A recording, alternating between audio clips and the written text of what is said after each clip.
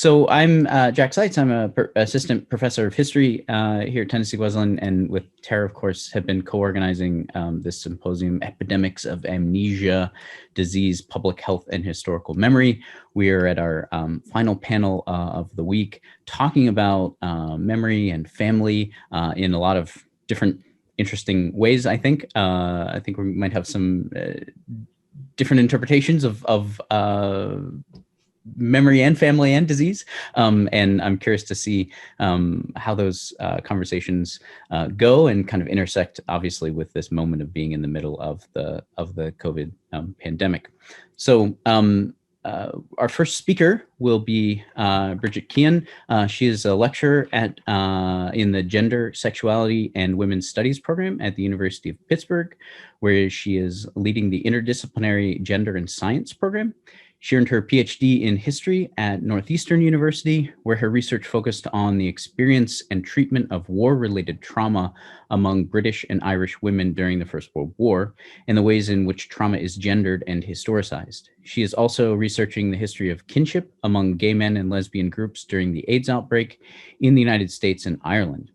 Bridget is co-chair of the Gender and Memory Working Group of the Memory Studies Association and serves on the Executive Council of the American Conference for Irish Studies.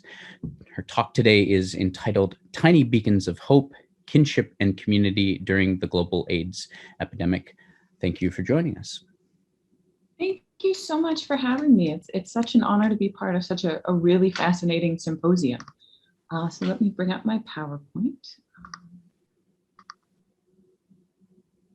My students keep sharing all these TikToks with me about the noises professors make while they're trying to get their PowerPoints up. So I am trying to curtail that as much as possible. There we go. So we have that. Can you all see the first slide of the presentation? Brilliant. Okay. So as I said, it's truly an honor to be here today and to be part of such a wonderful discussion about complicating and globalizing and thinking through other periods of pandemics, specifically during such a time of hardship and stress in our own lives when we are ourselves kind of in the process of historicizing pandemics. So it really is oh, of course, there it goes. Okay.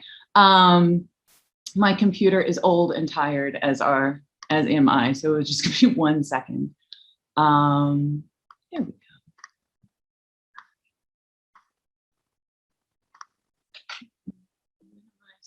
Try this one more time.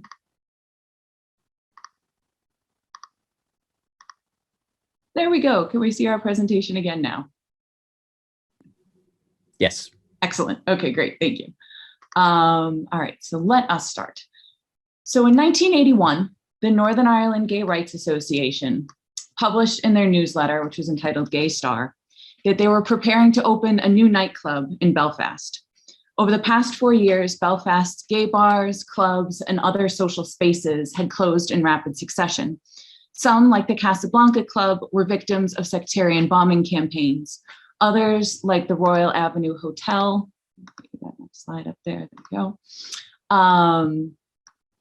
had been forced to close as the result of diminished business.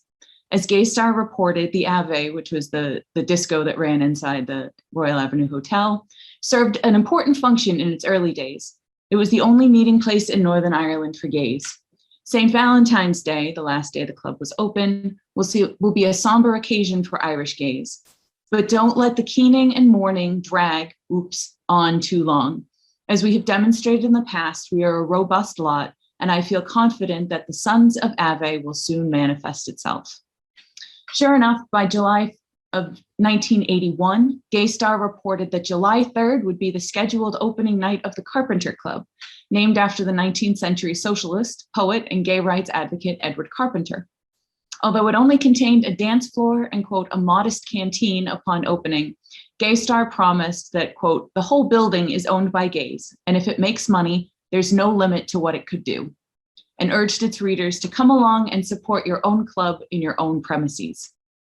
In the same newsletter, the Northern Ireland Gay Rights Association, or NIGRA, also provided the schedule of events for other lesbian and gay rights groups, such as the Belfast Sappho, which had held its first Scrumpy and Cheese Party in May of 1976.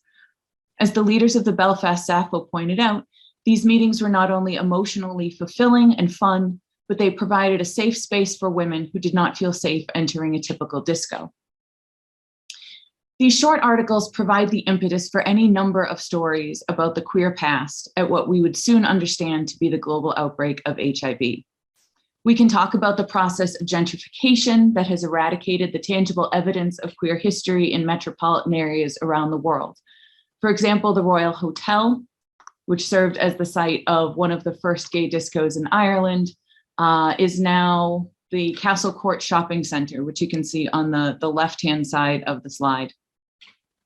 Likewise, the mine shaft in New York City's meatpacking district was, until very recently, the Sugar Factory, which was a self-described, quote, dining adventure, which you again can see here. This is, the black and white pictures are obviously of the mine shaft in its heyday, and the background image of the slide is the Sugar Shack, or the Sugar Factory rather, as it appeared in 2019. It has since closed as a result of the pandemic.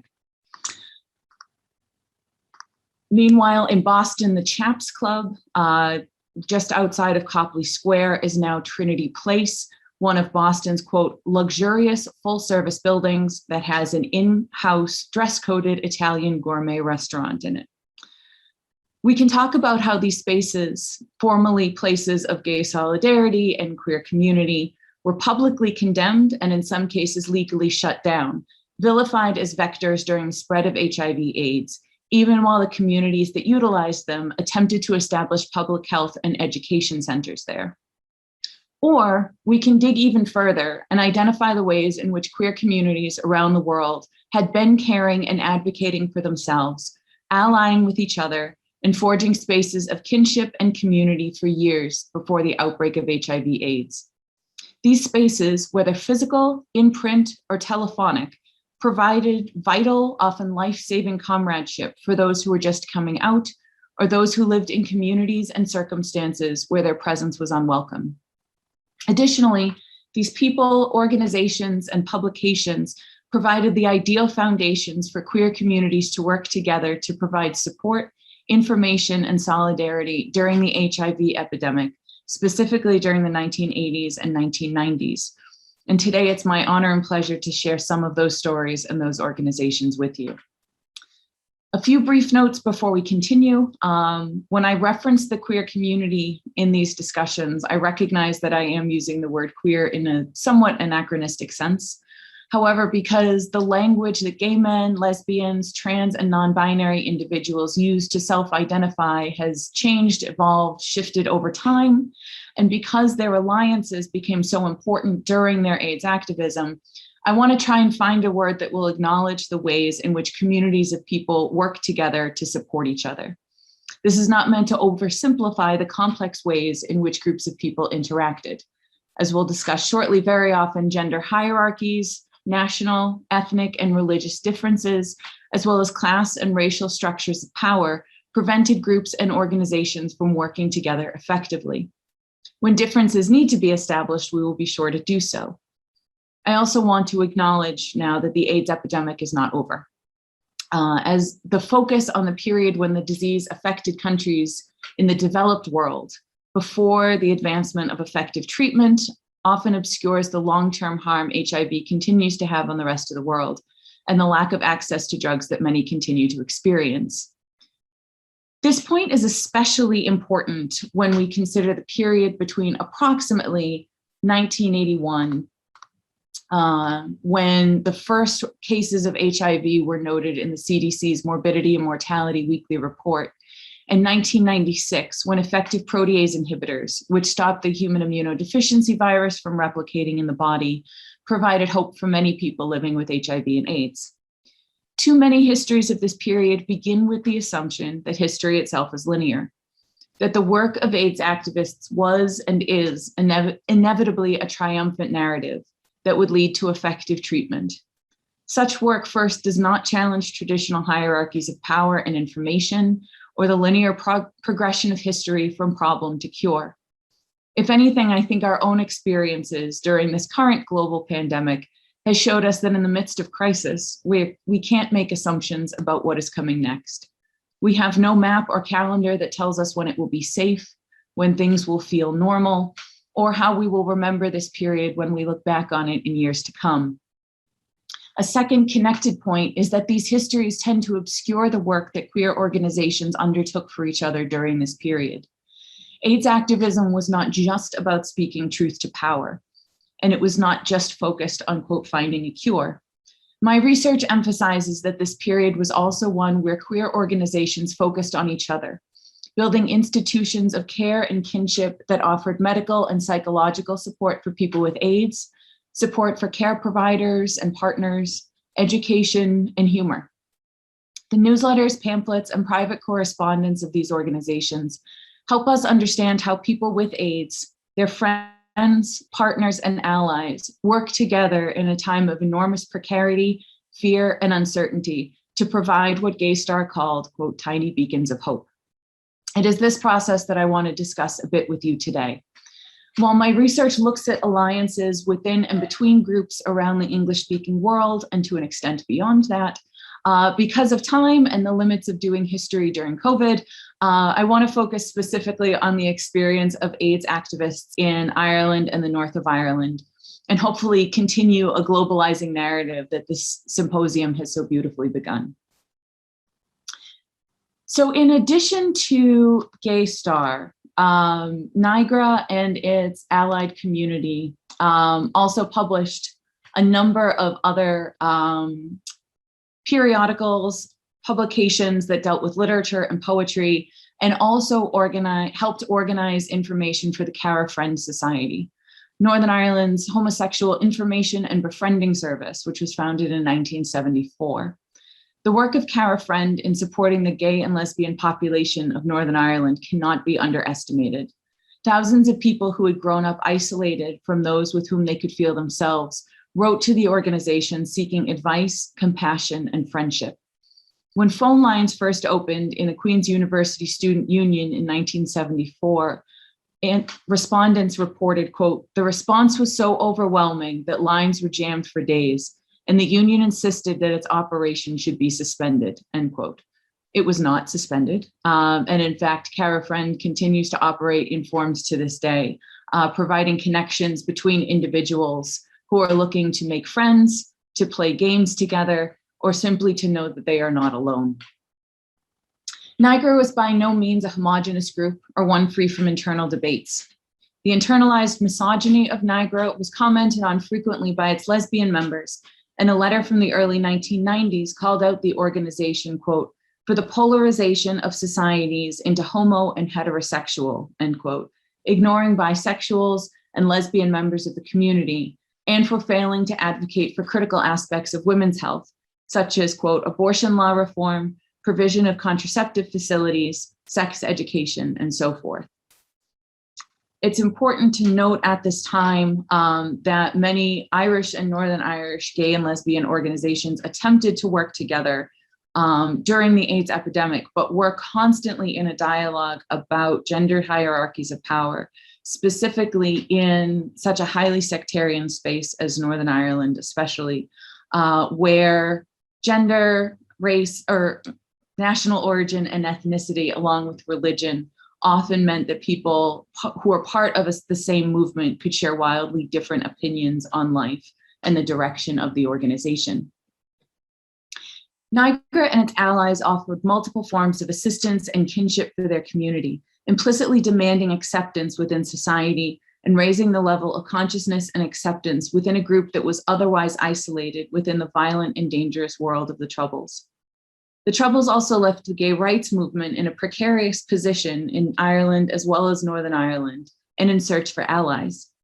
NIGRA representatives at the 1980 Pride Week in London were told by nationalist activists, quote, that we should not be making any demands for changes in the law, meaning laws against homosexuality that remained in Northern Ireland, because, quote, by demanding changes in the law, we are recognizing the right of their foreign government to rule over us. However, a source of alliance was found across the border among members of the gay rights movement in the Republic of Ireland, which was founded in 1974. This cross-border work offered support, camaraderie, and healing on a number of levels. Not only was this work personal, but it was political, liberatory, and indeed revolutionary. Quote, "It isn't easy to be Irish, gay, and a member of the Woodstock generation," remembered Charles Kerrigan, who was an Irish nationalist, an anti-H Bloc protester, and a founding member of the Irish gay rights movement. Growing up, Kerrigan realized that not only were there no other gay men in his area, there was no cultural spaces or support networks available to him. It was not until he started at Trinity College that he found the support he craved and an outlet for his activism. The work that gay rights and gay liberation associations did increased and diversified as a result of the outbreak of HIV/AIDS. This involved forming smaller organizations dedicated specifically to emotional support and body image therapy for those who had been diagnosed as HIV positive, and providing support for women with AIDS specifically. High-profile organizations like the Terence Higgins Trust and global activist initiatives like ACT UP had very little impact in Ireland, and especially in the North, where public media and resources remained largely devoted to policing and covering the troubles. Tabloids, however, were quick to exploit increasingly homophobic language by the public, who were blaming gay men both for the disease and its spread. With international organizations proving unhelpful, gay activists from Ireland, Northern Ireland, and England united to found Gay Health Action in 1985, demonstrating once again the ability of queer activism to overcome borders and sectarian divides. GHA remained committed to supporting the gay communities of Ireland, Northern Ireland, and England, providing facts and support for people with AIDS and their caretakers, and critically, creating Ireland's first AIDS information leaflet, which you can see here. A sexually explicit document that was unapologetically frank in its descriptions of various sexual behaviors and their attendant risks. Gay rights and AIDS activists in the UK also formed Body Positive, to which many Irish activists belonged, an organization to promoting body positivity among people with AIDS that hosted group therapy, meditation, physical therapy, public meetings, and outings for the community. In addition, activist groups also worked with public-facing advocacy to destigmatize AIDS and people with AIDS. Their battle was an uphill one. According to a survey published in 1983, quote, 62% of the British public saw homosexual relationships as always or mostly wrong. By 1987, the figure had risen to 74%. Stigma and public violence combined and proved to be a powerful deterrent to public activism. At the first Pride March in Belfast, only 100 marchers faced off against organized protesters who shouted their opposition to gay rights. In refuting this stigma, a 1989 Gay Star editorial noted, quote, AIDS has been used to undermine the position of gays and has been made an emblem of anything powerful forces in civil society and entrenched within the state structure see as opposed to their sub-Darwinian view of society, where the weak go to the wall and the fittest survive. It is a sort of deodorized fascism, end quote.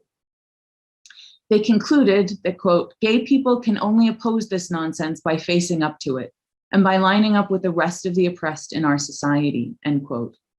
While there was an attempt to diversify their activism through the inclusion of lesbian activists, pro-choice rhetoric, and a more global perspective on queer rights, archival records and thus histories of the time remain largely focused on the actions of gay men within these organizations within the borders of Ireland. Nevertheless, as I hope I have shown, considering the emotional, legal, and political support that gay rights organizations offer to the queer communities in Ireland and Northern Ireland, especially during international AIDS activism, provides a way of considering queer emotional histories of this period, as well as a method of overcoming traditionally gendered, nationalized, and socioeconomic histories by recognizing the potential for queer activism to transgress borders and cultural stereotypes and do the work of empathy and engagement for those whose experiences continue to be marginalized in histories of this period. Thank you so much.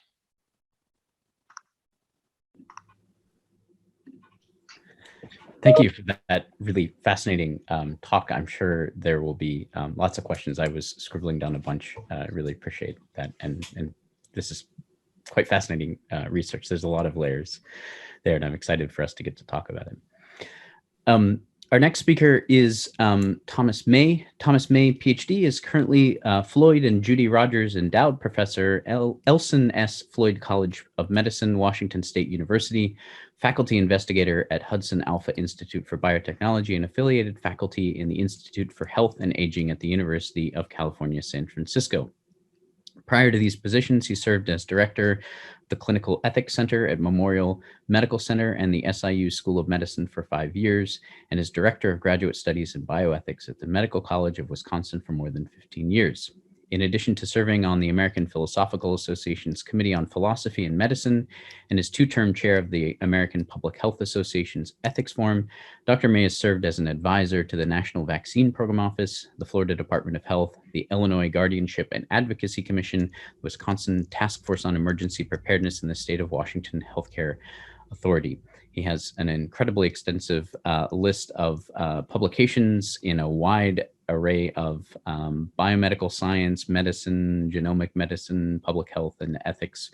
I won't read the entire list there, but I will mention that Dr. May is currently writing on a book on new frameworks for informed consent in genomic and precision medicine under a grant funded by the National Library of Medicine and the National Human Genome Research Institute of the NIH. And we are very excited to welcome Dr. May and hear his talk today. Thank you. Thank you. I'm going to try to share my slides now, and I don't have any of my millennials here to help me, so please stick with me. Are you able to see my slides? Yep, you're good. Wonderful. I want to talk today about COVID pandemic and the importance of public trust and vaccine hesitancy and safety of vaccines as we move forward in this pandemic. I'm going to start by looking at some of the polls that existed back in the fall, before we even had the vaccines approved by the FDA, before we even had the emergency use authorizations anyway by the FDA. Many polls were taken by a number of organizations to see how many people would be willing to be vaccinated if such a vaccine were available. And what we found was that most people were willing to be vaccinated, but there was a very high percentage of people who indicated they were very unlikely or definitely not going to seek vaccination if a vaccine would become available. ABC News conducted a poll where 36%, more than a third, said that they were unlikely to be vaccinated. The magazine The Economist conducted a poll, very similar numbers. Pew Research did a poll where almost half of the individuals polled indicated they did not want to receive vaccine. This is often called vaccine hesitancy, and it's not peculiar to the COVID vaccine. We see it all the time in childhood immunizations going into the school system. In fact, a year prior to the COVID pandemic, a number of polls were taken asking US adults what they thought of the safety of the childhood immunizations that had been mandatory for children entering the public school system for decades, right? Very long track record of safety established. And yet, the Harvard poll that was taken in this regard indicated that only 54% of US adults thought that childhood immunization was very safe. This despite decades of a very good safety record. And a Harris poll that was conducted at a similar time period found that 45% of US adults noted that either news stories or internet stories had caused them to doubt the safety of childhood immunizations. All of this, again, despite decades of vaccine safety studies. A lot of this skepticism is often attributed to a study that was published in The Lancet many decades ago now, that purported a link between childhood immunizations, and in particular what's called the MMR vaccine, mumps, measles, and rubella, and autism. The study was authored by a doctor named Wakefield and some colleagues, and was published in The Lancet, a very high-profile medical journal in England. It was later found that the data was completely fabricated, completely made up, and Lancet retracted the paper. The reason it was found to be fabricated is that Wakefield's findings were so inconsistent with myriad studies that had been conducted looking for links between childhood immunizations, and in particular the MMR vaccine, and not only autism, but a number of other conditions, and were unable to find any links in any of these studies other than the one by Wakefield. And so it came to light that it turned out that Wakefield admitted that the data was fabricated. These sorts of safety concerns, though, persist today, even though the Lancet has retracted the Wakefield study. And in fact, these concerns translate to COVID vaccine concerns. What we're finding in the polls that are being conducted is that most of the people who are hesitant to receive the COVID vaccine are hesitant for reasons of safety. The Yahoo News YouGov poll found that 76% of respondents were concerned that COVID vaccines were fast-tracked at the expense of safety.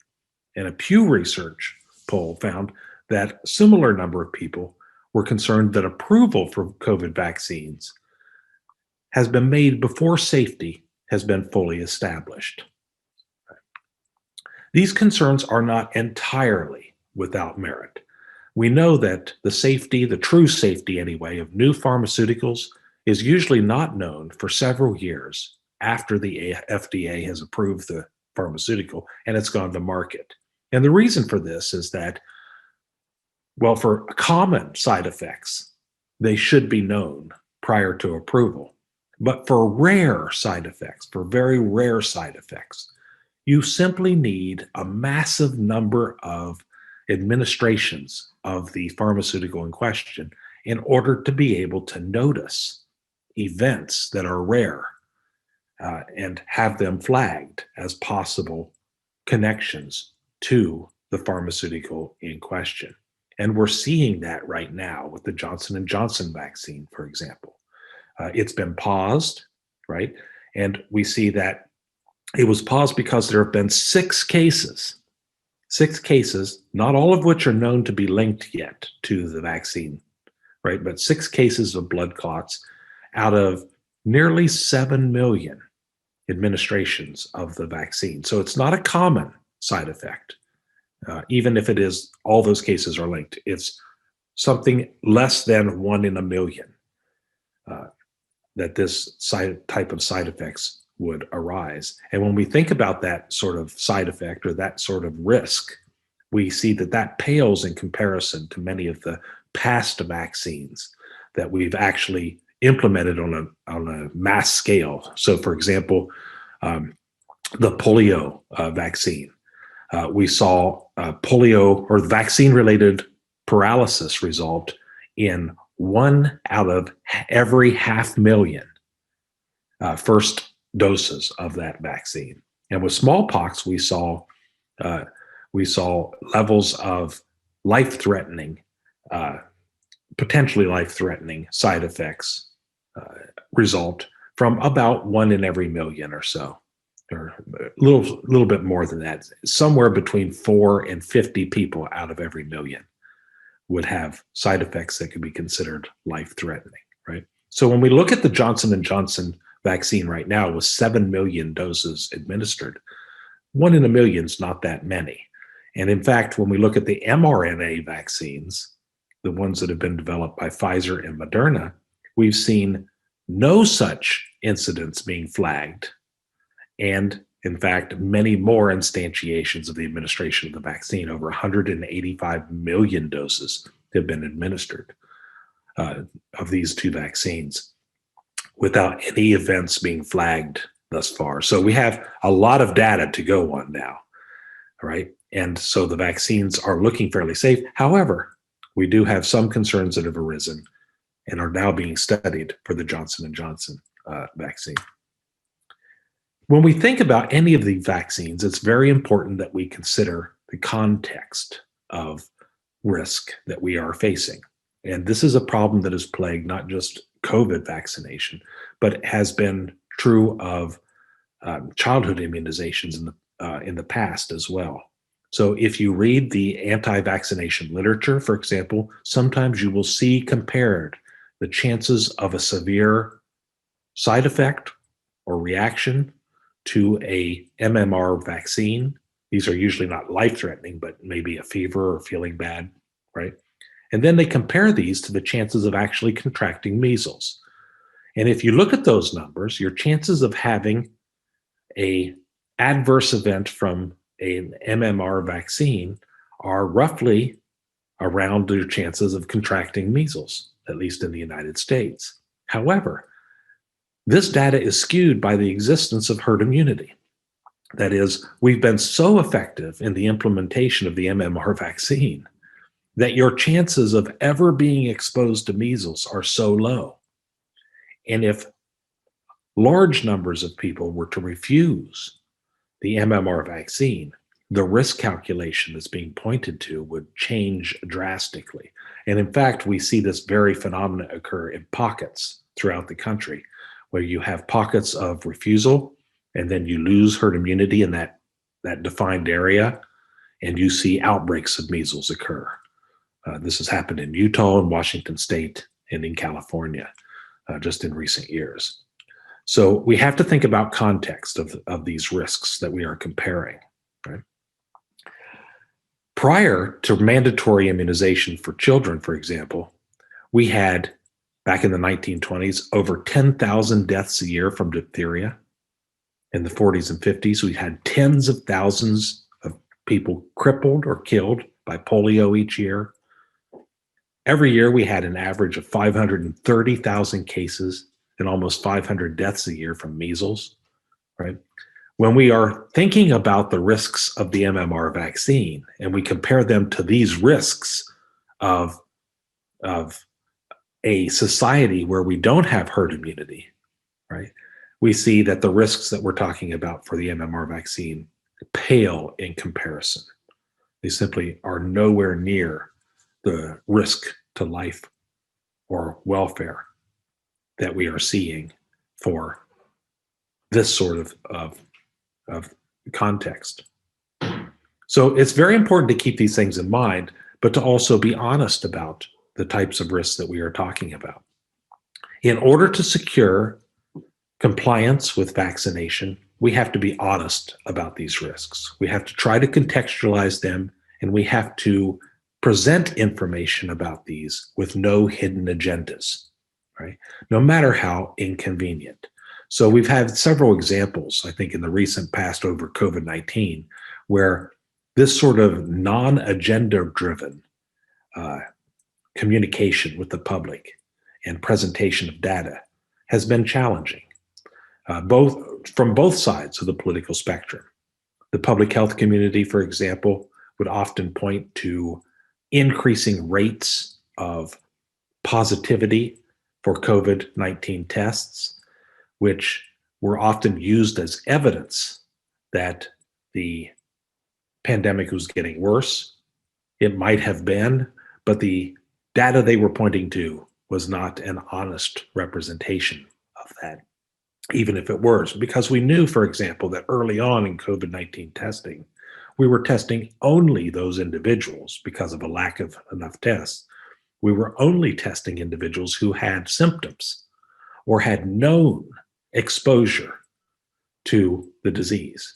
And when we opened this up to people who were not symptomatic and didn't have known exposure to disease, we would naturally expect the positivity rate to go down, for example. So we can see things like this. And so any evidence that we would look at those positivity rates about increasing pandemics where you have no lockdowns and decreasing where you have lockdowns, it could also be attributed to this different testing strategy, for example. It's also easy to over-dramatize risk. or to misstate risks because it draws headlines. I've seen this recently, for example.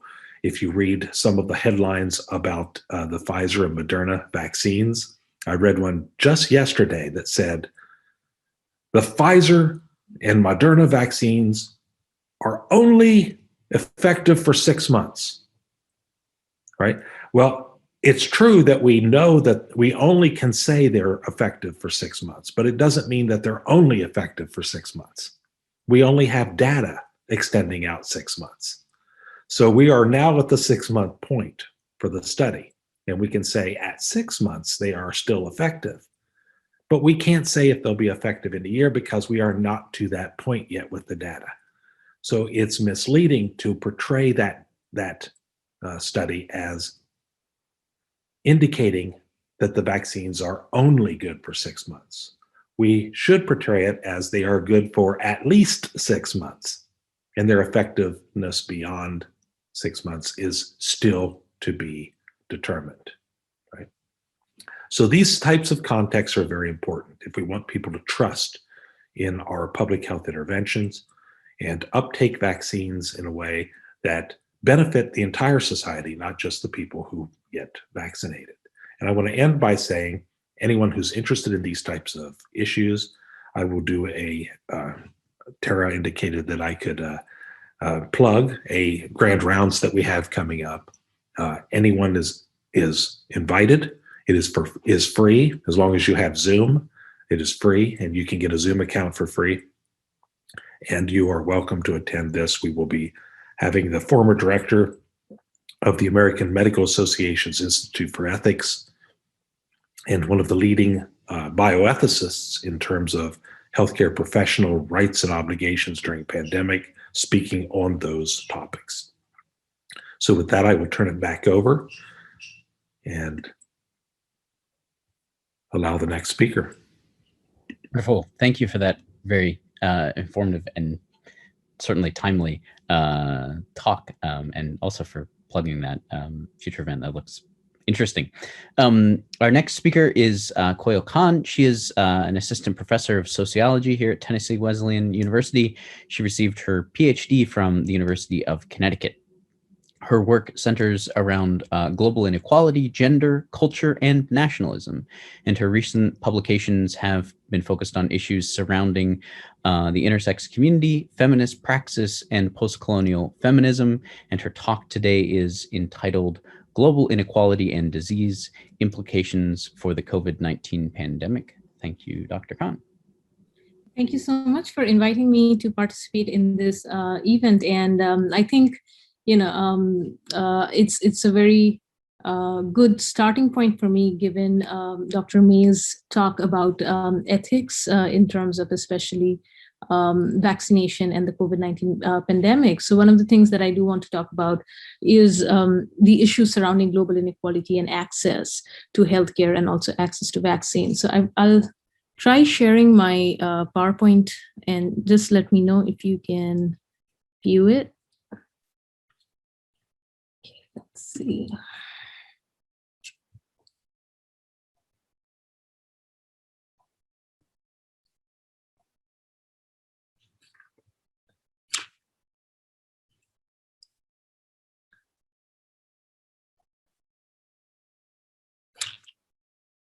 Can all of you view the PowerPoint? We don't see anything yet. Now? No, your camera went out, but you don't see the PowerPoint now. Okay, just give me a second.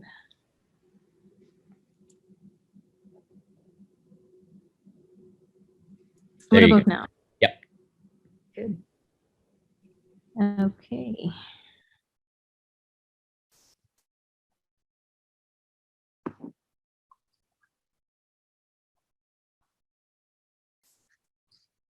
Good afternoon, everybody, and thank you for the opportunity to speak in this panel with the experts in the field.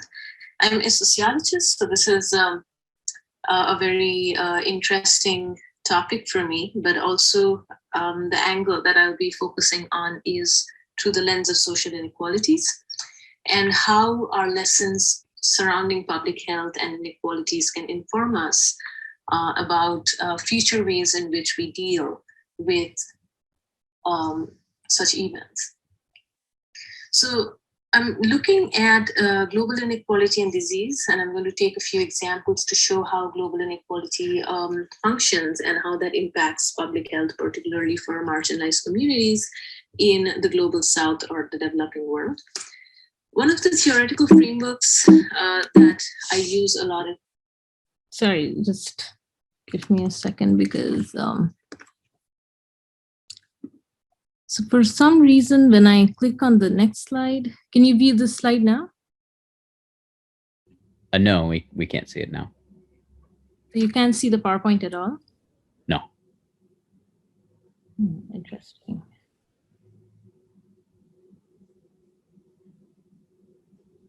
Can you see it now?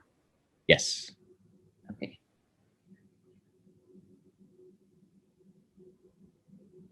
Okay. My work, and I feel is very relevant to pretty much all areas of social world, is post-colonialism.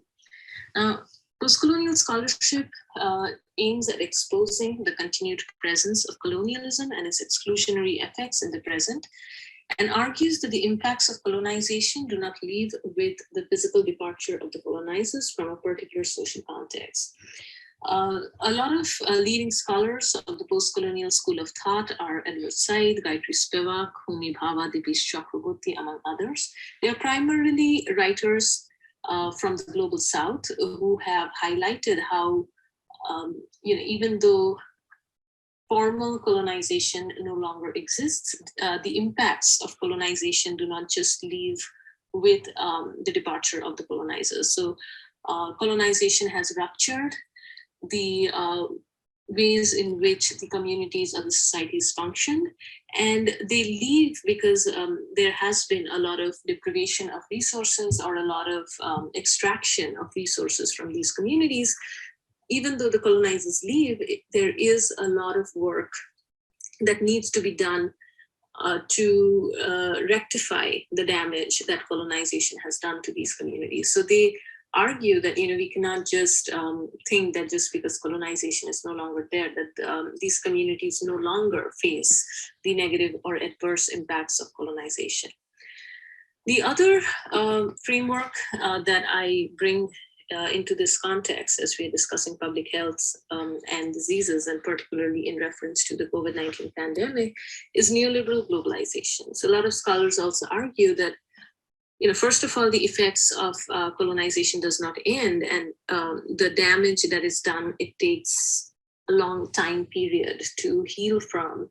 But also we find that there are other ways in which colonization continues, or what is referred to as neo-colonization or neocolonialism.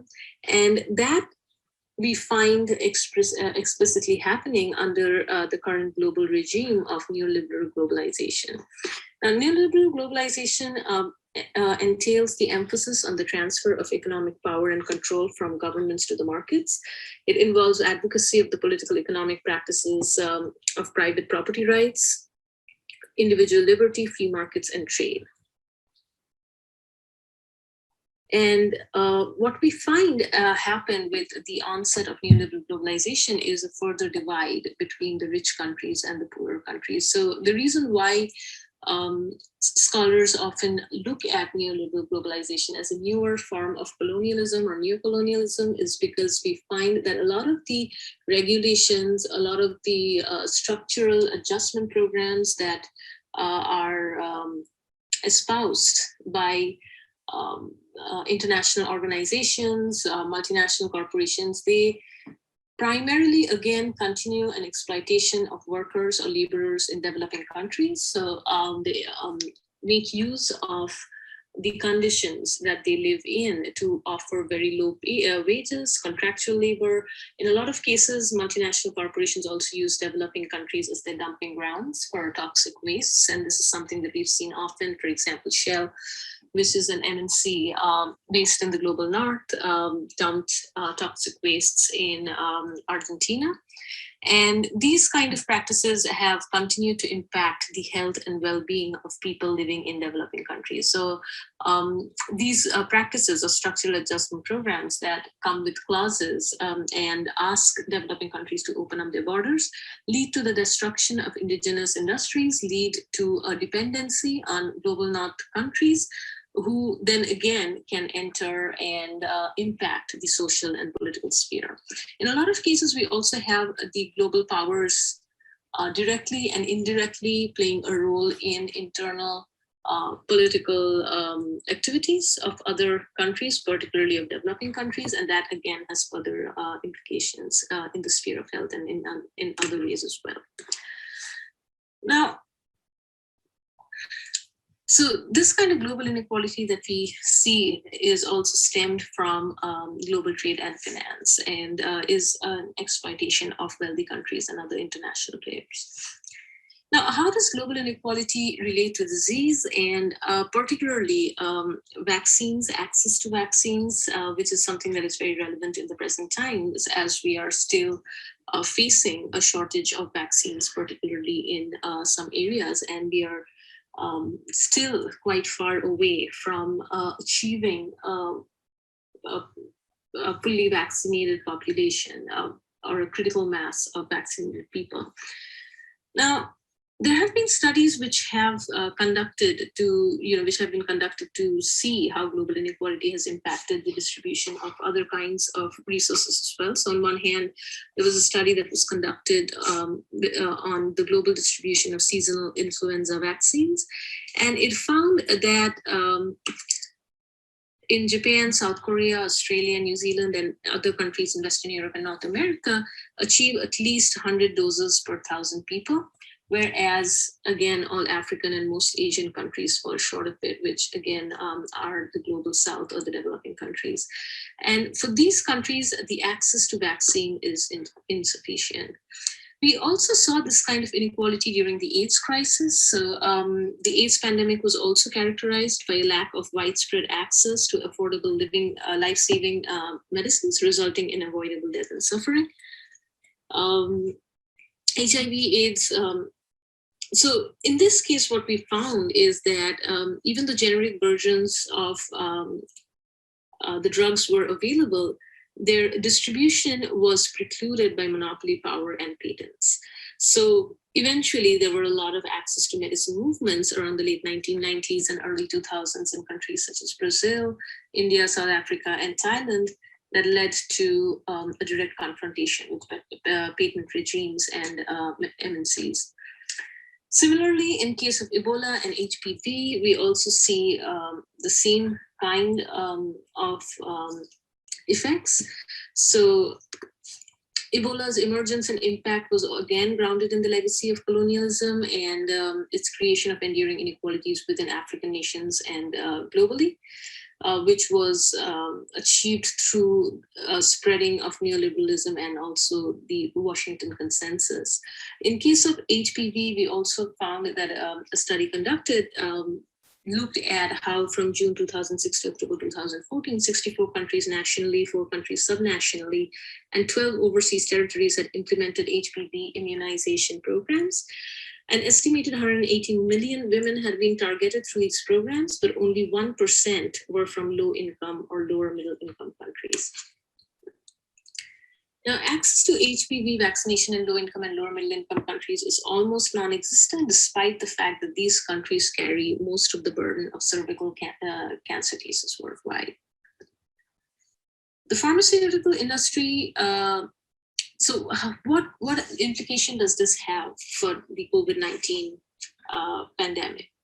So we find that the pharmaceutical industry, in this case, has created a system of strong monopoly protections over their products, which ultimately means high prices. And therefore, it also means that the majority of the vaccines have gone to rich countries.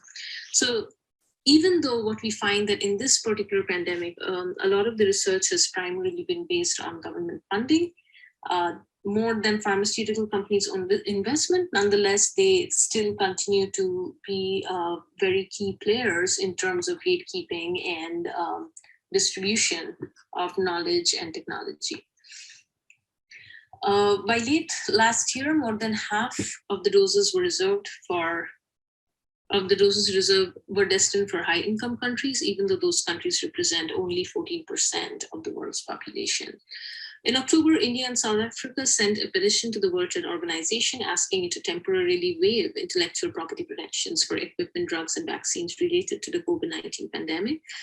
And this would enable a lifting of the patents and allow other companies to manufacture generic versions quickly and also cheaply.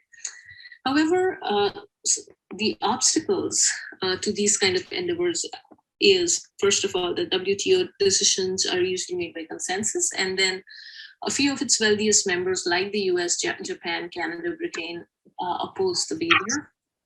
Two countries most affected by COVID-19 at present are the US, the United States and India.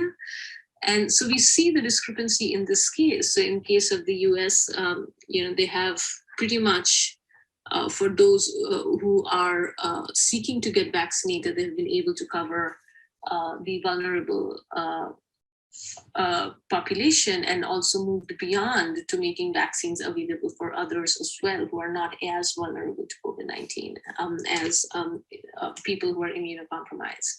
In case of India, we find that, so in the US, 20% of the population is fully vaccinated, whereas in India, only 1.1% is fully vaccinated. And we also do find that, this is despite the fact that India is at present facing a very real surge in terms of COVID-19 cases. So another one of the obstacles are also like export bans. So we find that manufacturers of coronavirus shots face a global shortage of the raw materials needed to churn out the inoculations. And US law has been blocking the export of certain key items, including bags and filters. And these are likely to cause serious bottlenecks. So we find that one of the companies that has been producing huge quantities of the vaccine, the Serum Institute, has not been able to meet the targets it had set for itself for the production of vaccines. On top of that, we find that because of particular clauses, because of particular negotiations, AstraZeneca, which is what is being manufactured by Serum Institute, the clause was also that some part of it would be distributed globally. And nonetheless, a lot of what is being distributed globally is still going to countries like Britain. So Britain, even though they are still around 15% vaccinated, not at the level of India as in terms of being affected, we still find that they have also kind of made demands on getting access to these vaccines. Whereas on the other hand, we have that there are particular nations who have not yet received even a single dose of vaccine. So Haiti, for example, is yet to receive a single dose of COVID-19 vaccine for its 11 million people. And they also face further delays, which might postpone a scheduled first shipment of vaccines, which is due to arrive in May. Now, in terms of bringing back the neo-colonial framework and the post-colonial framework, we also find that another thing is political turmoil, which in a lot of cases is fueled by the intervention of richer countries in the economies of the developing countries. So we find that Haiti continues to be in a deep political turmoil after US-backed President Jovenel Moïse refused to leave office after his term expired.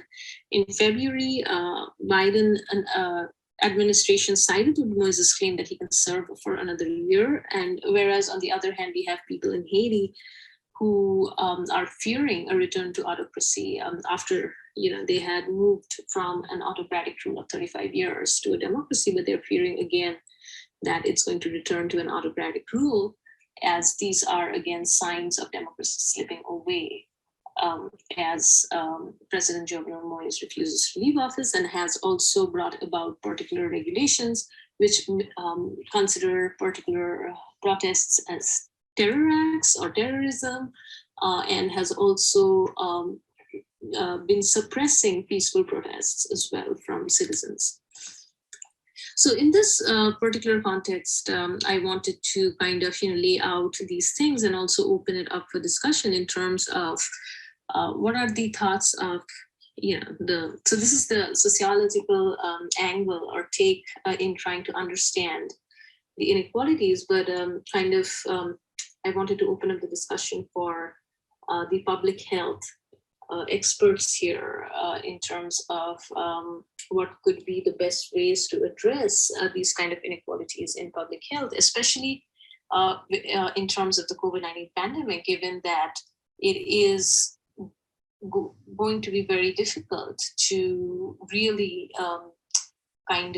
deal with the situation unless and until there is more cooperation, because as we saw with the onset of COVID-19, like it just started in one place and then it spread all over the globe, and cases have been increasing in particular areas. In particular areas, the surges have reduced a little bit, but I think what we saw from the beginning of it was that a lot of cooperation is needed from national governments, and also given the legacy of colonialism, which has historically destroyed the resources that developing countries have. It has led to a lot of political strife in these economies. So I also wanted to kind of open up the discussion in terms of ethics surrounding public health. What could be some viable alternatives to addressing these issues? And so what are your takes? Thank you.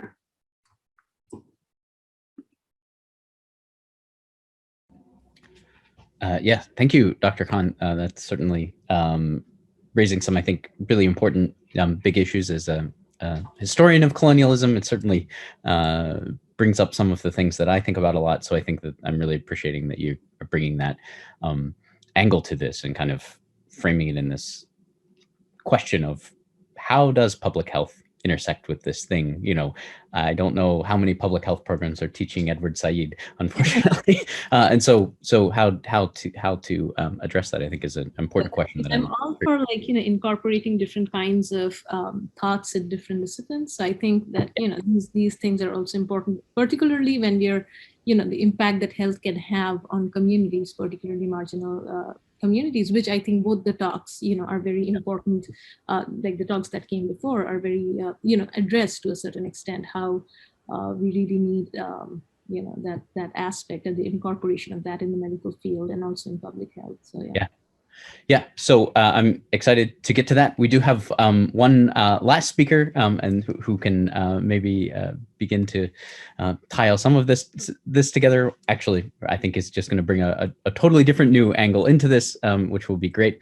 Dr. Norman Weatherby is Professor Emeritus in the Department of Health and Human Performance at Middle Tennessee State University. He previously worked at the University of Miami School of Medicine and Columbia University in New York. His international experience includes family planning and maternal health programs in Sudan, Egypt, Kenya, and Nigeria. Dr. Weatherby's background is on demography, applied statistics, and data management, and he teaches in the areas of data analysis, research design methods, epidemiology, health behavior, health program planning, needs assessment and evaluation, and conducts research in health programs, maternal and child health, infectious disease, chronic diseases, drug, tobacco use, HIV and AIDS, and childhood lead poisoning prevention. Dr. Weatherby has over 40 years experience with analysis of large data sets, including demographics, patient information systems, and clinical database design, implementation, and analysis, and has considerable experience with health program planning, design, implementation, management, and evaluation, including working with family planning clinics at Columbia Presbyterian Hospital, at the New York City Department of Health, comprehensive cancer centers in New York and Miami, prevention of maternal mortality network, the Drug Research and Health Services Research Centers in Miami, Florida's tobacco control program, Tennessee's lead elimination and childhood lead poisoning prevention programs, National Healthcare Corporation, and volunteer behavioral healthcare system. Thank you, Dr. Weatherby, for joining us and sharing your thoughts. So you will have to unmute yourself. How's that? Yep, perfect. Good. Thank you very much for inviting me. Today I want to talk about best practices. And basically I'm talking about the collective memory that we have in public health of what has been done.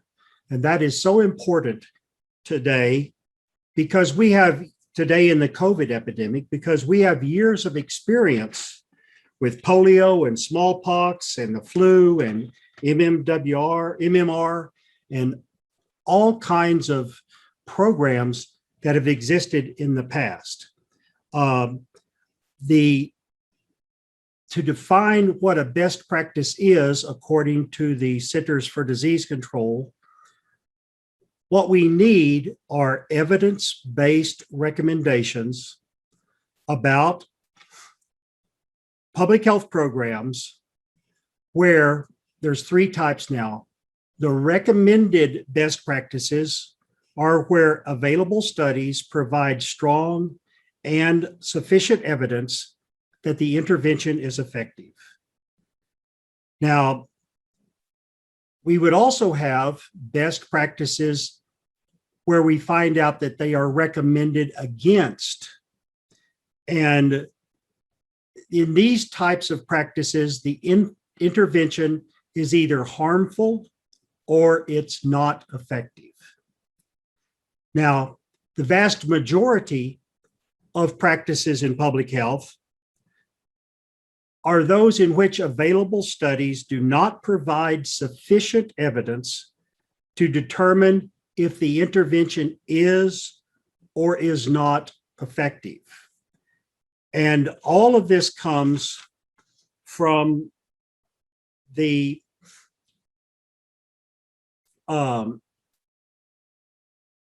various sources of best practices that we can find. Now, I have a small list here, but there are many sources of best practices in public health. Leading the list is the Centers for Disease Control. They publish many best practices, including practices that are not recommended. The National Association of County and City Health Officials is very worthwhile to look at. We have the Community Toolbox, currently housed at the University of Kansas. For those of us who are interested in rural health, we have the Rural Health Information Hub, and there's also the Substance Abuse and Mental Health Association. Now, when we are talking about best practices of interventions, we have to realize that the programs that we carry out are actually a collection of many different activities. Each program is composed of many different activities, and each activity in a program can be evaluated.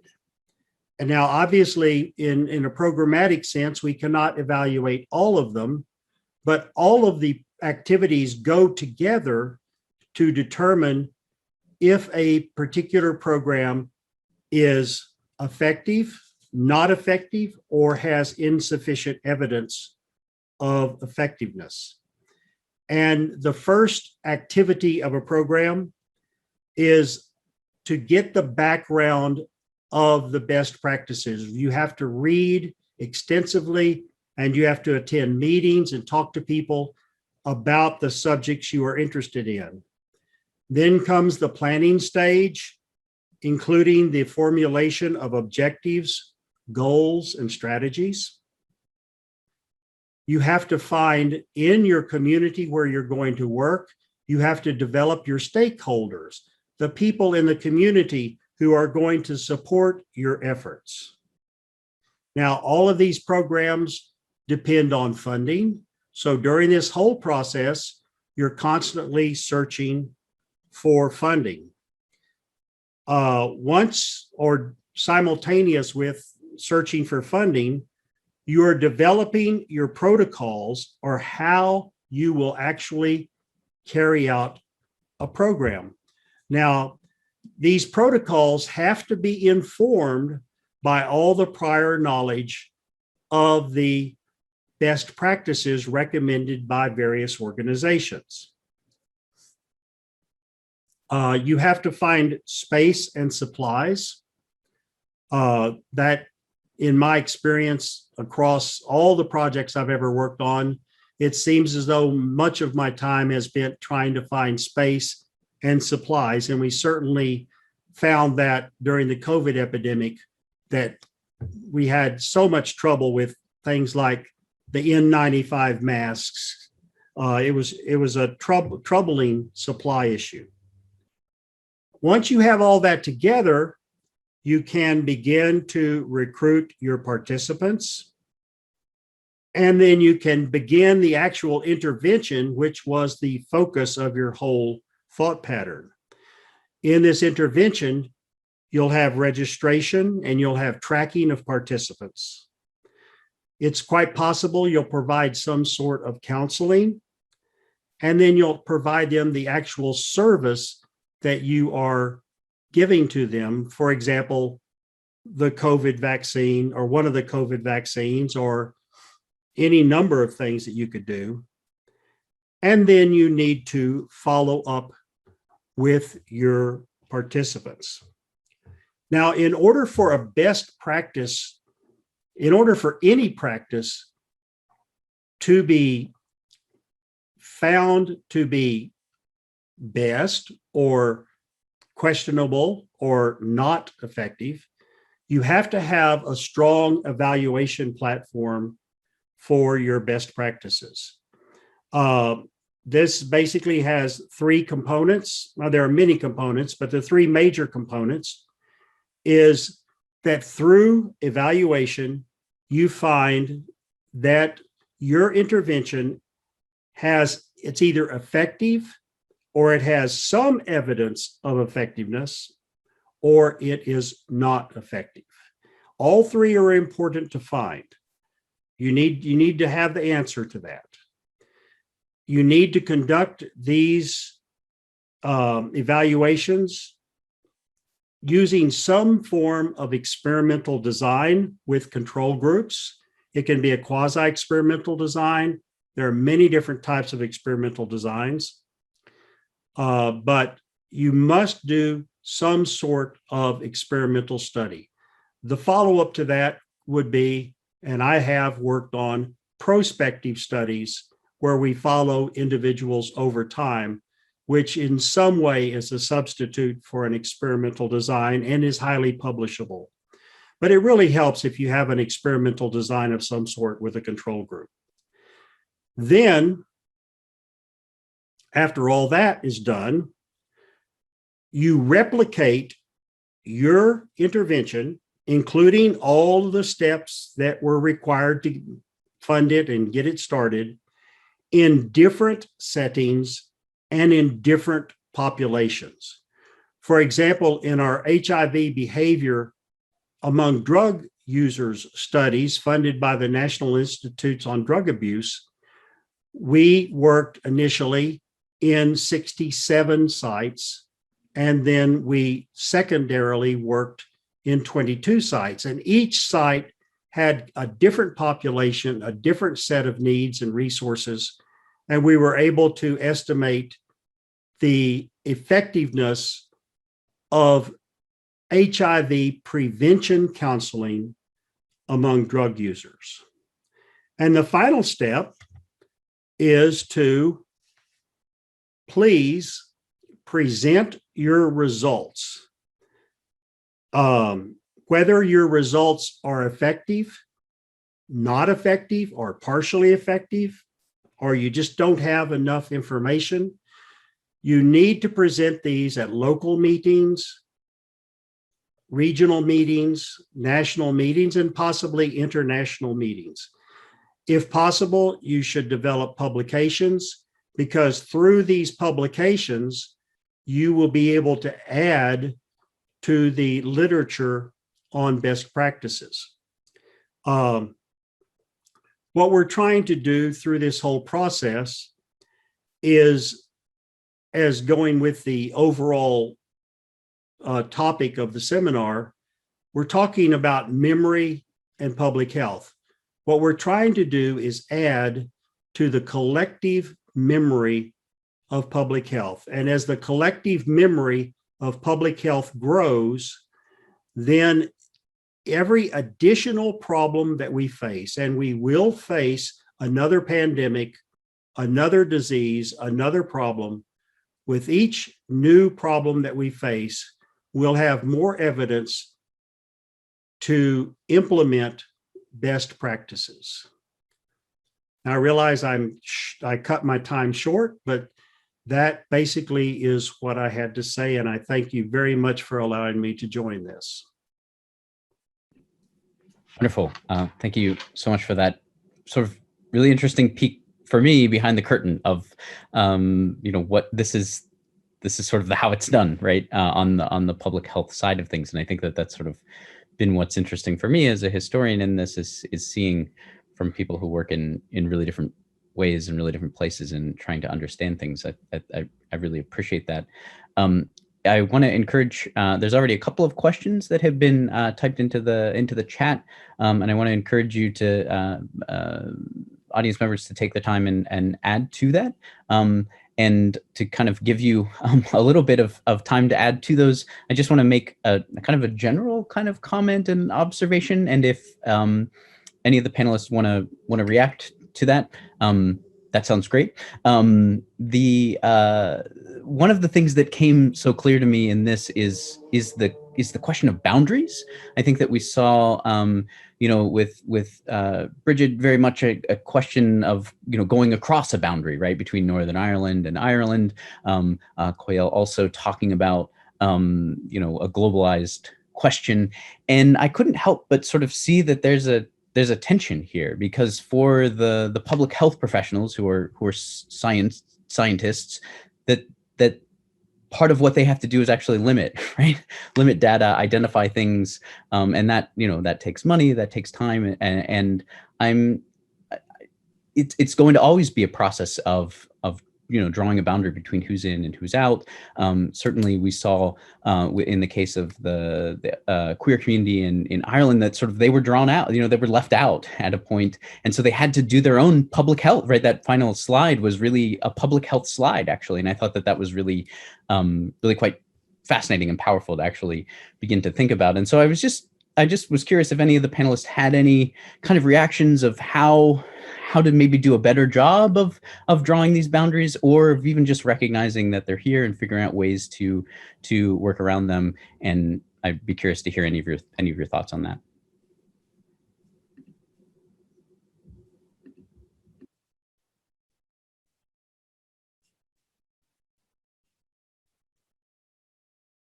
And you can go ahead and unmute yourself if you do. I mean, I love this question, and I am thinking very broad thoughts. So I'm just trying to kind of boil them down into something that is cognizant of time. But I think so many of the problems, I think that we've identified kind of across the board. And I think some of the questions in the chat get to this too, is first of all, the results of thinking about something as an emergency, and who is allowed to access the language of suffering, and what the implications of both of those things are. And very often, like in emergencies or in times of crisis, we are willing to accept voices and experiences that we are very willing to silence again once that emergency is over. And I think part of the reason that so much of our queer history is being lost is the result of, during an emergency, when the queer communities were so active, this was a time of history making. But also, because it's a time of emergency, people aren't keeping adequate records. People aren't, necessarily documenting what they're doing. Yes. And afterwards, this process of gentrification means a lot of it gets lost, and a lot of these buildings get torn down, and a lot of these memories kind of sink to the background. I think it's also really important to think about whose suffering matters, and the fact that we in the United States are talking about, looking to the new normal and things like that. Whereas, as Dr. Kansa wisely pointed out, normal is nowhere in sight for most of the world. And we need to be realizing what the implications of that are for a global community in terms of a pandemic, and what the long-term results of that are going to be right now, because it's going to be too late if we wait. Thanks. Does anyone else have any? You don't have to answer my question. We can get to the ones in the chat too. So Dr. Morgan has a question for Dr. Khan, but obviously anyone can jump in. Much has been made of the supposed return of nationalism as a political force, Trump's rhetoric of America first and policy. And this is often treated as a turn against the neoliberal globalization and institutions, NATO, the UN, all of that. Do you find that nationalism is a likely driver of the current inequalities in the distribution of vaccines around the globe as countries in the global north hoard vaccine stores for themselves? Or do neoliberal economic policies and structures are neoliberal economic policies and structures still the primary driver? So is it nationalism or is it neoliberalism, I think is sort of what he's asking there.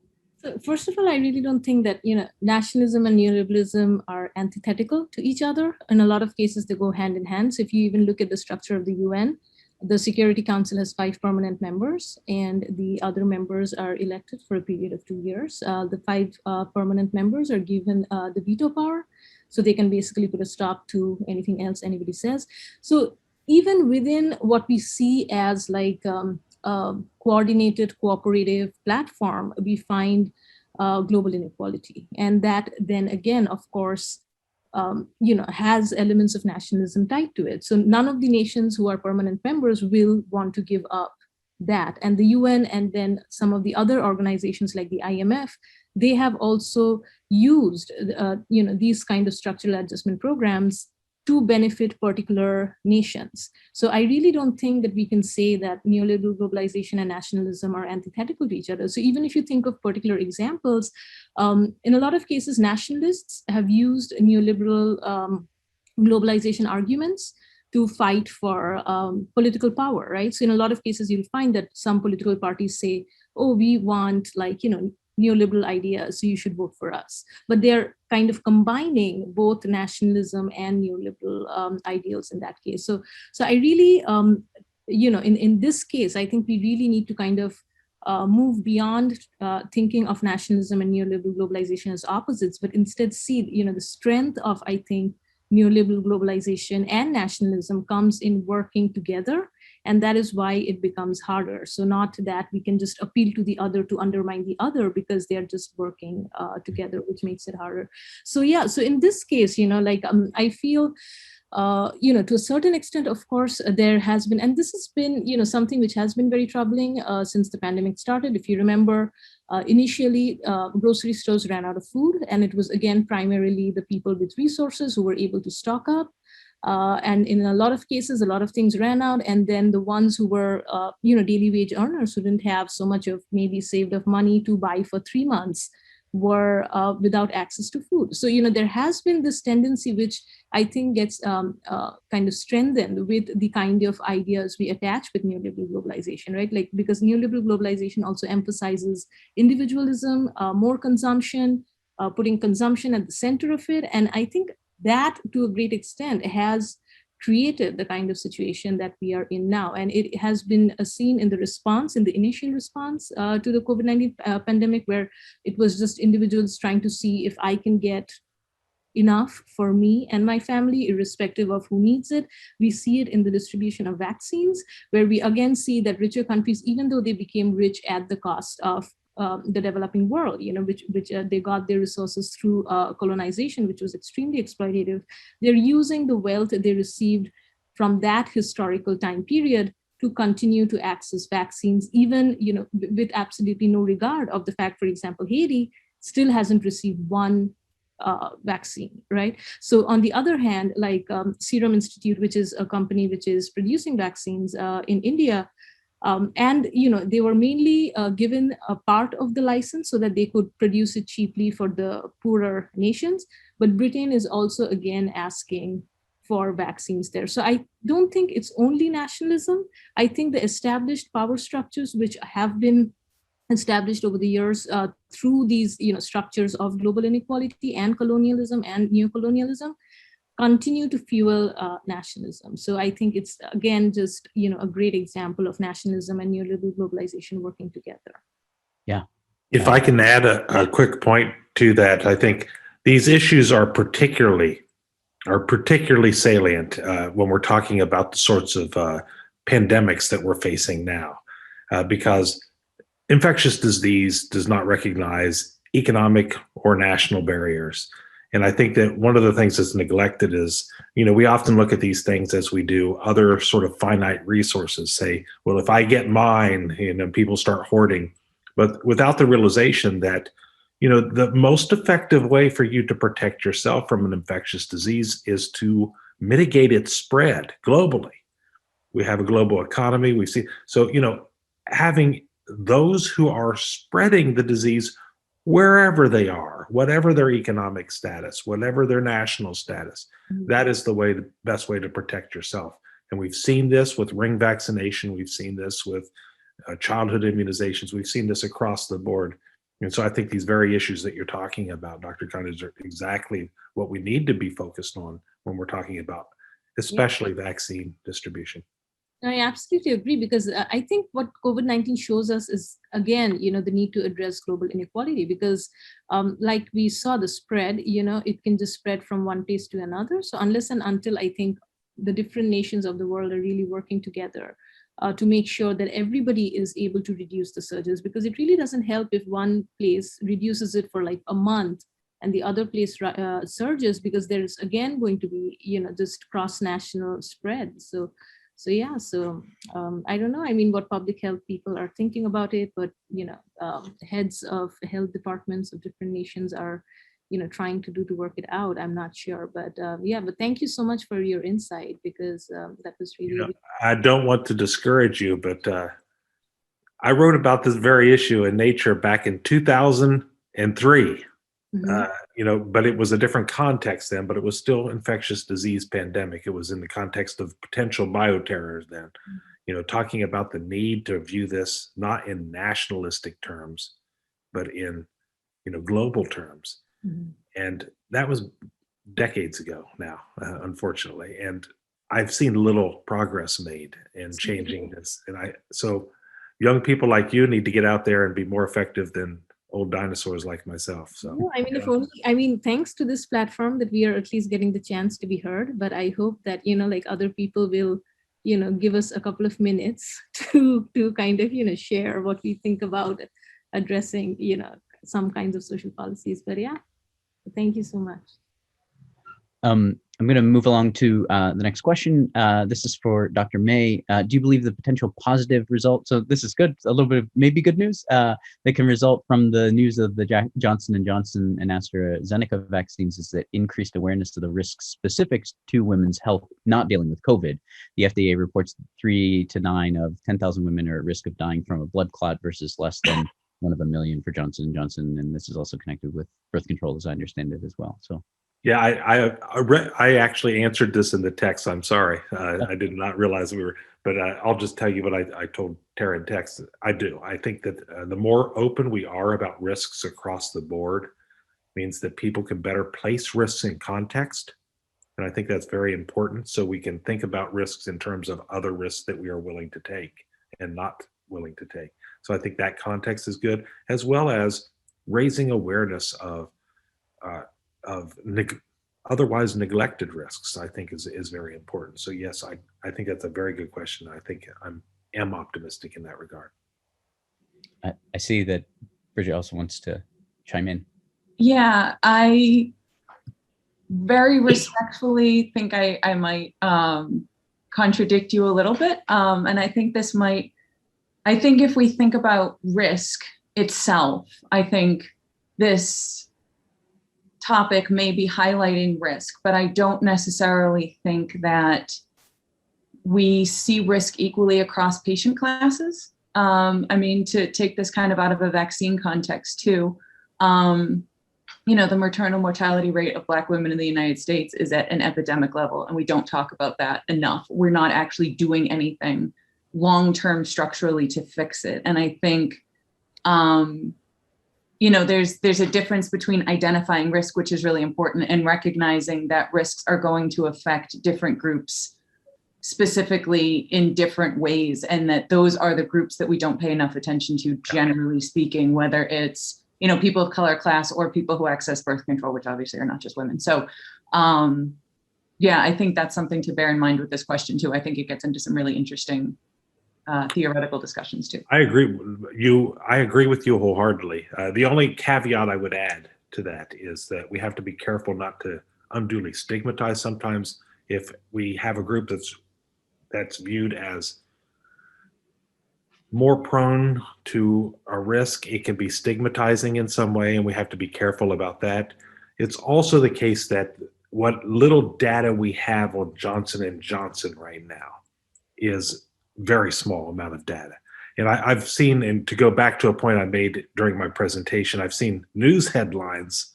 I think that I saw one just prior to this saying 65% of Johnson & Johnson blood clots, the people who get them have this in common. And the first thing I thought was 65% of 6 people.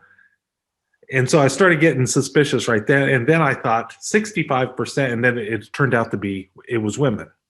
65% of the blood clots occurred in women. And I thought, in a sample size of 6, 65% is not that different than 50% of the population, that I would be attributing this as a gender-based risk yet. Now, it could be, but I'd be careful about that yet, if I can. So that's the only caveat that I would add. So we have another question here from Dr. Morgan. Apologies, a long one. I find myself simultaneously inspired and deflated by these talks, inspired especially by the history of groups, in this case, queer communities of Northern Ireland and beyond, to work across a variety of social divisions to support each other in a time of crisis, and deflated by the depth of the resistance to vaccinations in the United States and beyond, the limits of the public rhetoric and information dissemination to reduce this resistance. Are these two contexts, the AIDS crisis within the queer community and the COVID pandemic, so different that the lessons of one can't be applied to the other? Or is it possible to take the example of the queer communities in the AIDS pandemic and scale up the work of intracommunal support to the much larger context of, say, multiracial democracy like the US? Or what can be done to make persuade resistant groups to take vaccinations actions like getting vaccinated, which also have social and individual benefits? I think that's a really, really interesting question. I mean, I'll just jump in because I have ideas. But I think we are seeing some of the effects of queer activism during COVID. I mean, the ways in which this vaccine was developed is a direct result of the changes that were made during the AIDS epidemic to how drugs get tested and how fast they can get to market and things like that. So I think we have a lot of thanks due to those activists for how fast the vaccines were produced. But I think we still have a lot to learn. One of the things living in Pittsburgh that is kind of the most frustrating for me is the ways in which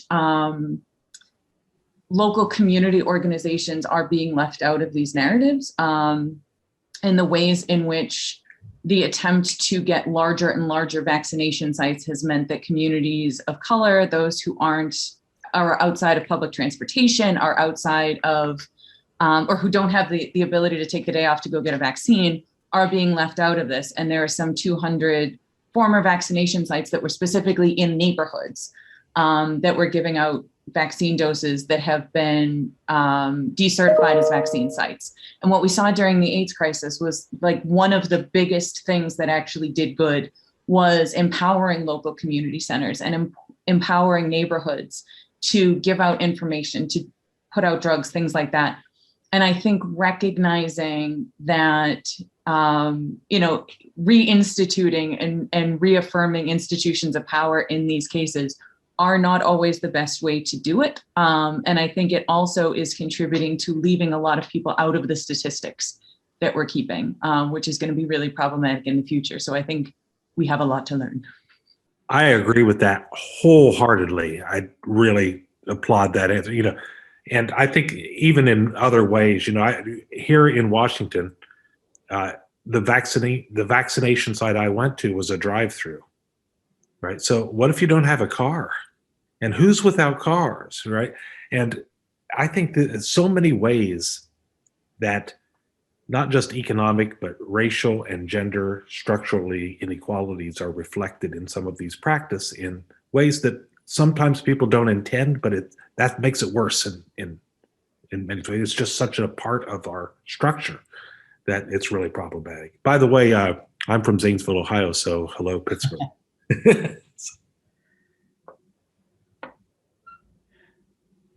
I think we have another question.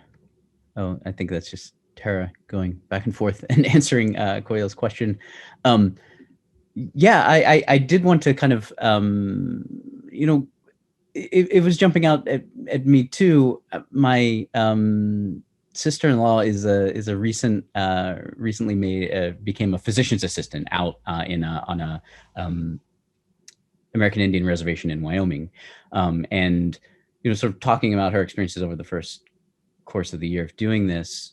She, so much of what she's treating, she can't really treat as medicine, right? A 24-year-old drinking themselves to death with alcoholism, like what's the medical prescription to that, right?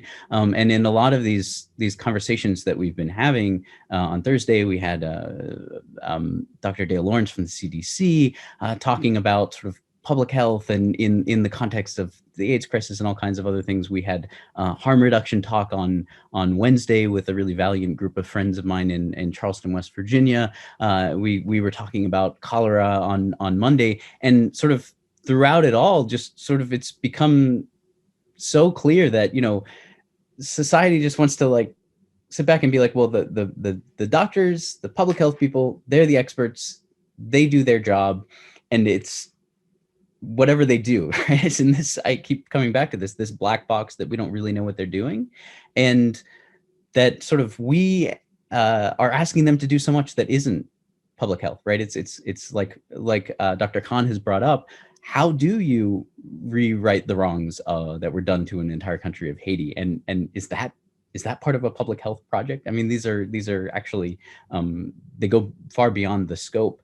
And if I could kind of maybe tie this back into the story of the queer communities in Northern Ireland, I think that there's something there, because that was a community that was facing, for the most part of your talk, a death sentence. I mean, there was no real, there was a public health response to control it, but there wasn't anything to be done to treat it, right?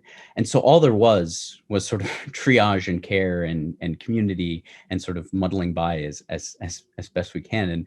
And it seems like there's a lot of wisdom in that, actually. And that might be where we all are in truth. We sort of expect medicine to get the vaccine and solve the problem. And actually, maybe we should actually expect medicine to triage and, limit some of the suffering, but to actually be expecting them to solve this all just seems like something far beyond their power or their training or anything, right?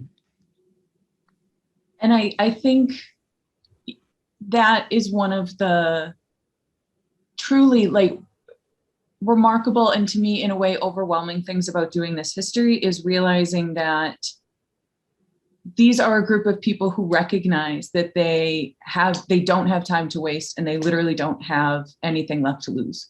And what that makes you capable of doing, I think, is incredibly honorable and noteworthy, that you would choose to spend your time helping others. And I think, again, as Dr. Khan has pointed out, like, time has moved on from there to such a point that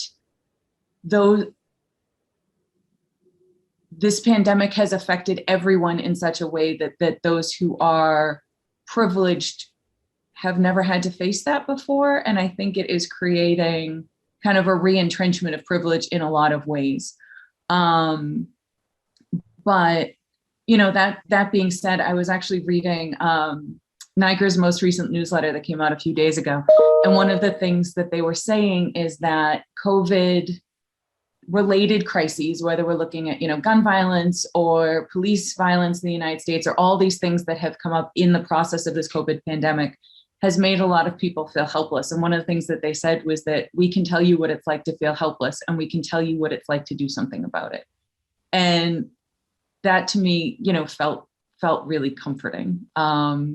And I think there's something to learn about that. And I think it requires understanding that there are no easy fixes. And that one of the things that we need to do is fight for these local organizations, these community organizations, these tiny social organizations that are doing the work that higher institutions refuse to do, can't do, won't do, and empower those groups to do more. And that requires time and money and knowledge of public health and humanities together in ways that's going to take time. And we're not very good at waiting for change. But I think those are some of the things we have to do.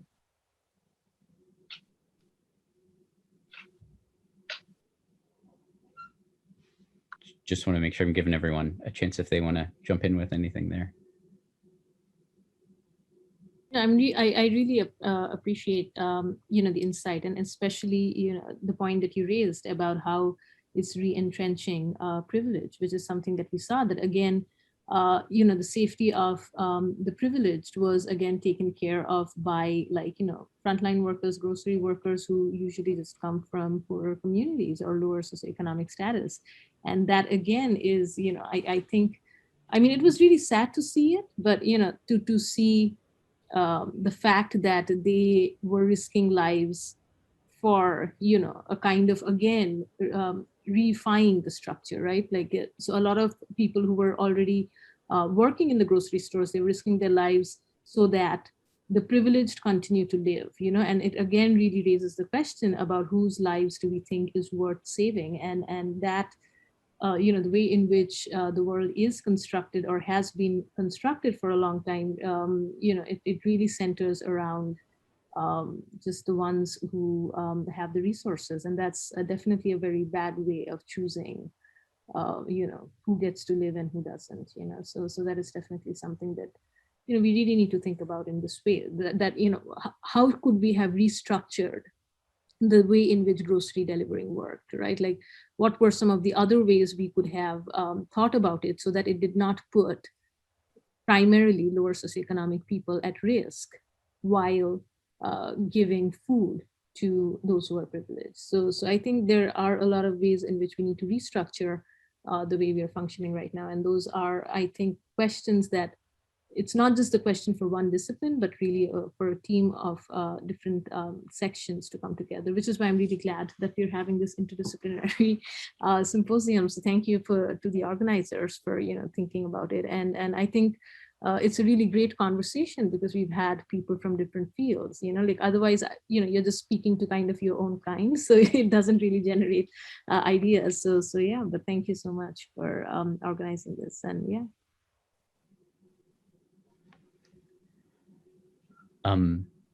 Any final thoughts or words in that? Or so, I think Dr. Morgan had like a follow-up question, and if you would just elaborate a little bit, because I'm not sure I'm getting the meaning of the question, then I could. If there's a way of thinking about neoliberal rhetoric and policies as having both intra and international valencies. I wasn't sure exactly what Dr. Morgan, if you're there, like if you could just, sorry, am I audible? Yeah, you are. And if you want to just unmute yourself, Sean, go ahead. If you can, I don't know. I cannot hear you, sorry.